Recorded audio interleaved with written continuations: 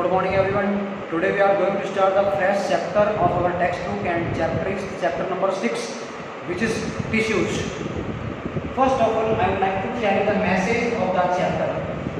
Actually the main message of chapter is that the what type of cells are found in the living organisms and what type of tissues are formed by the combination of cells.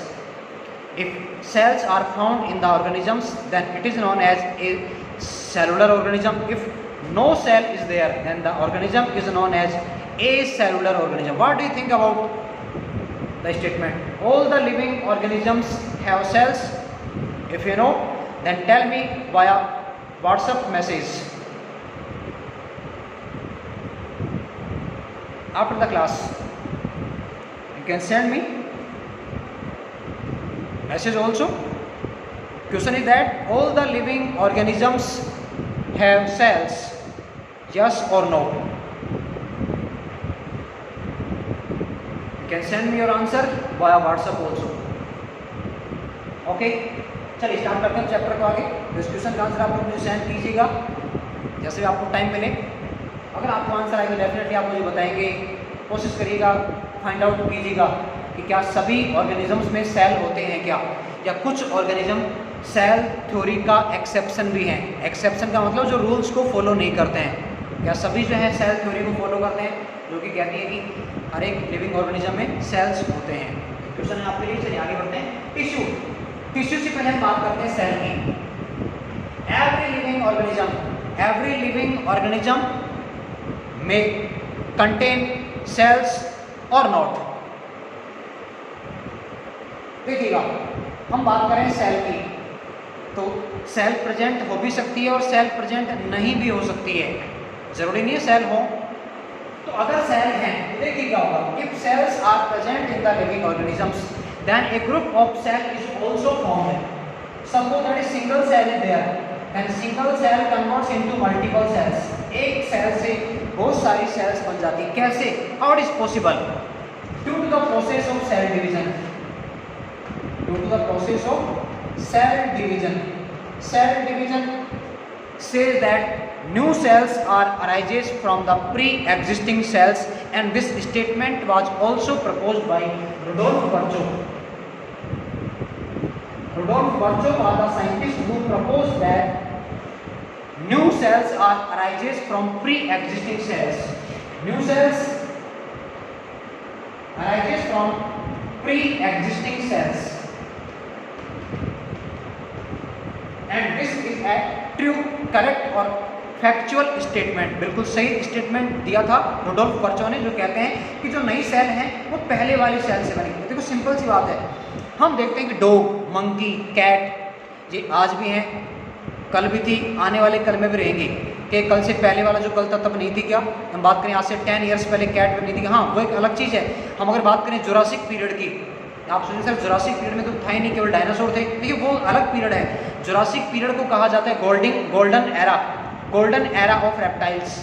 Jurassic एक period है जिसको अपन Mesozoic period भी कहते हैं. उसको Jurassic era भी कहा जाता है, मीजोजोइक एरा कहा जाता है. एक्चुअली आप पढ़ेंगे एसएसटी में, अलग अलग एरा होते हैं.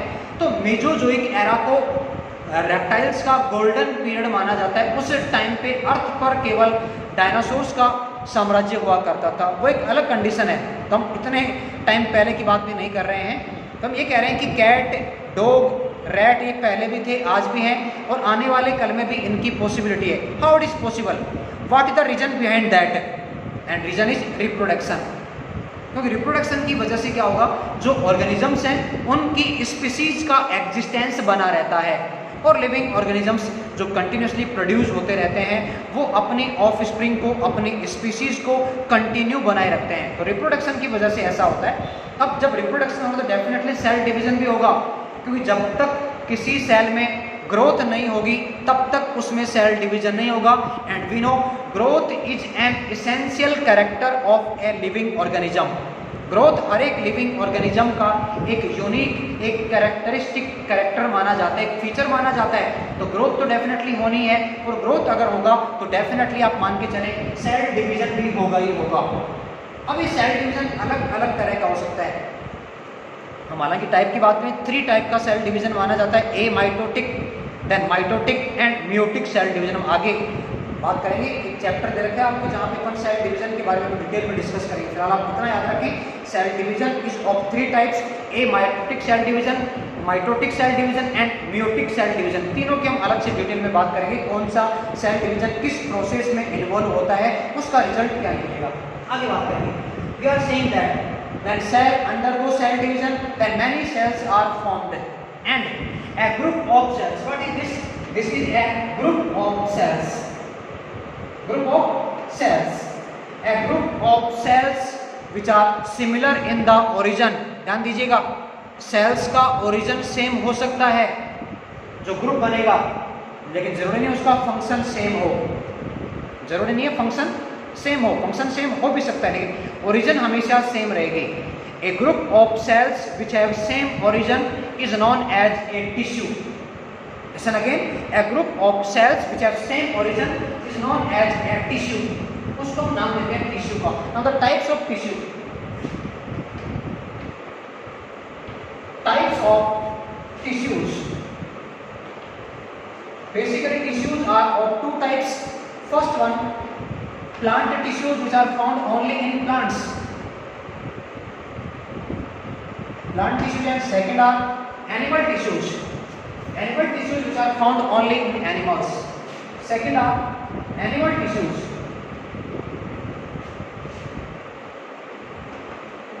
इनको हम नाम देते हैं एनिमल टिश्यूज। ओके, अब हम बात करेंगे डिटेल में 1 बाय 1, पहले प्लांट टिश्यूज की, फिर हम बात करेंगे एनिमल टिश्यूज की। First of all plant tissues, plant tissues are further categorized into 2 major categories। plant tissues को आगे 2 categories में डिवाइड किया गया। First one, simple tissues, simple tissues, and second are complex tissues, simple tissues and complex tissues। simple and complex, simple tissues are those tissues which are made up of only one type of cells, यानी ऐसे tissue जिनमें केवल एक ही type की cell present होती है, उनको हम नाम देते हैं सिंपल टिश्यू, जो कि प्लांट सेल्स में हमें देखने को मिलते हैं। और दूसरे हम कह रहे हैं complex tissues. Complex tissues are those tissues which are made up of more than 1 type of cells. Complex tissues are those tissues which are made up of more than 1 type of cells। For example, xylem and phloem are the example of complex tissues। We will discuss later on in detail about complex tissues। And first one, simple tissues are known as those tissues which have 1 type of cells। Example, parenchyma, collenchyma and sclerenchyma।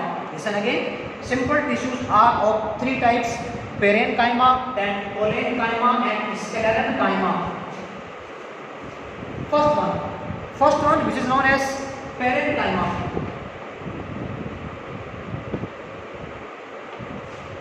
parenchyma, simple tissue।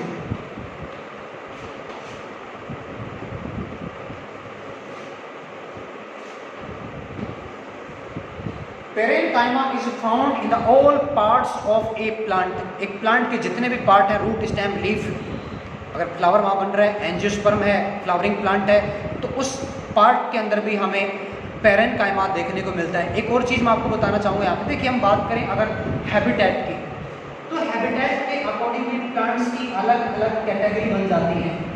Habitat कुछ होते हैं aquatic plants, कुछ होते हैं terrestrial plants.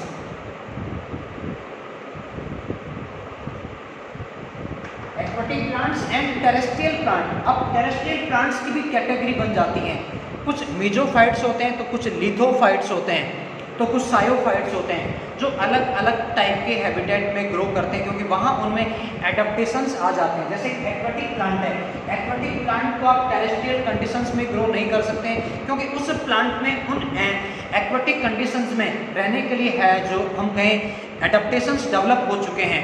हम बात करें bird की, बर्ड में fly in the sky but does not swim, वो तैर नहीं सकता है। क्यों तैर नहीं सकता? क्योंकि वहाँ जो एडेप्टेशंस आए हैं, जो स्ट्रक्चर डेवलप हो गई है फ्लाई के लिए, वो स्ट्रक्चर फीदर्स हैं, तो वो स्विम नहीं कर सकता है। तो इस तरह हर एक जो प्लांट है उसमें उनके पर्टिकुलर हैबिटेट में सर्वाइव करने के लिए एडेप्टेशंस डेवलप हो जाती हैं, और उन एडेप्टेशंस के अकॉर्डिंग वो दूसरे टाइप के हैबिटेट में इजीली सर्वाइव नहीं कर पाते। ये कंडीशन एनिमल्स के साथ भी होती है। तो हम बात कर रहे हैं यहाँ पे पेरेनकाइमा की, हर एक प्लांट पार्ट में देखा गया है। फंक्शन की बात करते हैं तो देखिए फंक्शन में ऐसा है कि जो एक्वेटिक प्लांट्स हैं, एक्वेटिक प्लांट्स में जो पेरेनकाइमा है वो एयर कैविटीज बनाता है, और एयर कैविटीज जब बन जाते हैं तो पेरेनकाइमा को नाम दिया जाता है aerenchyma. Air cavities which are present in parenchyma, such type of parenchyma are known as aerenchyma, जो कि एयर कैविटी बन जाने की वजह से प्लांट के पार्ट को बाउंसी स्ट्रक्चर प्रोवाइड करवाता है, जिससे वो प्लांट पार्ट सरफेस पर इजीली स्विम कर सकता है। बाकी जो टिश्यूज हैं वो अपन नेक्स्ट वीडियो में डिस्कस करेंगे। So that's all for today, thank you so much.